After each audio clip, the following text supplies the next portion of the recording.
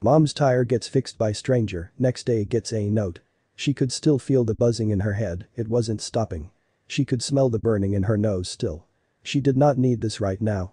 But little did she know things would only get worse as a car pulled up next to her and rolled down the window. Upon looking at the person behind the wheel, her stomach flipped. It was a terrible rush that she was accustomed to in the mornings. Tina Jacobs had a beautiful boy named Kenneth. But they were running late for his swimming practice, and Tina noticed her grocery bill was far more expensive than she had originally thought. All while her 2-year-old daughter Mary was crying about her socks. But the rush didn't just stop in the morning. It seemed to bleed over into the afternoon as well. It would make her want to go into the fetal position and start crying. So many things were going wrong in her life right now.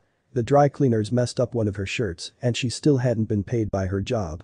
But her bad luck streak wasn't quite over it, in fact it had only just begun.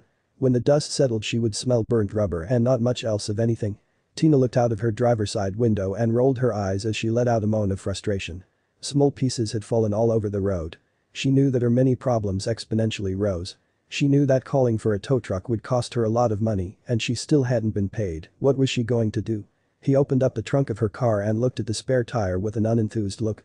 She knew how to change a tire, but the bolts holding it in place were rusted beyond recognition. She felt stranded, then a car pulled up behind her. Someone had pulled in beside her. Tina stared back at scruffy man behind the wheel. He flashed a toothy grin and offered to help her out. On the outside, she smiled and politely declined, saying she had it under control. However, on the inside, something screamed that someone was off, very off. Maybe it was just a general sense of caution most women developed, but the last thing she wanted was for him to get close. He pushed again. She smiled and declined again.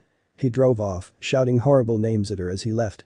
It wasn't long after that a large blue pickup truck parked behind her. Tina pulled out her phone and braced for another encounter. This man got right out of his car. The fear grew in the pit of her stomach and twisted it hard. She got her camera ready and pressed record. You couldn't be too careful these days. This next man wasn't like the first. His smile was warm and seemed genuine. He offered to change the tire. Tina agreed, albeit with great hesitation. It wasn't long until the bolts were flying off like they were nothing. "How'd you get them off so easy?" she asked. The man chuckled and said, "Strong hands come with the job," he answered. She tried to offer him a bit of money to say thank you. But he declined, wished her a nice day, and then drove away. However, that wouldn't be the end of their chance meeting. Part of her still felt bad she wasn't able to give a better thank you. So, she uploaded a picture with a simple note saying how much these acts of kindness meant. Her day had been terrible, but he made it a little better. The next day, she saw a note in the comments section that made her fall to the floor. "OMG, that's Luke Bryan." Someone wrote. "You see, Bryan is currently one of the biggest country stars today." It was also no coincidence that he had been in the area just when her accident occurred. It turns out that he owned property in the area. And, from the rest of the comments, it seemed like acts of kindness wasn't odd behavior for him. He was always taking his time out of his busy life to help others. Tina watched in amazement as the story went viral. Even the mayor of Columbia, Chaz Mulder, tweeted to Bryan about his generosity. "We are grateful for your act of kindness in our community. To show our appreciation, we would like to honor you by presenting you a key to the city and having you serve as the Grand Marshal of the Columbine Noosa Christmas Parade alongside Santa. You in?" Part of her felt foolish for not recognizing such a famous person.